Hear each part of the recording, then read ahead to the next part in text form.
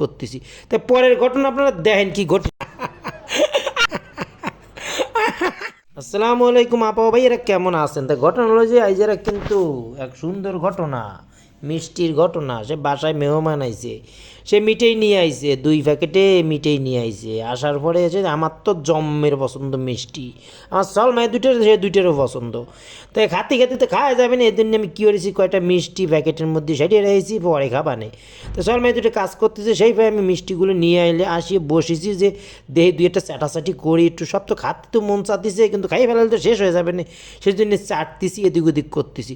তাই পরের ঘটনা আপনারা দেখেন কি ঘটে।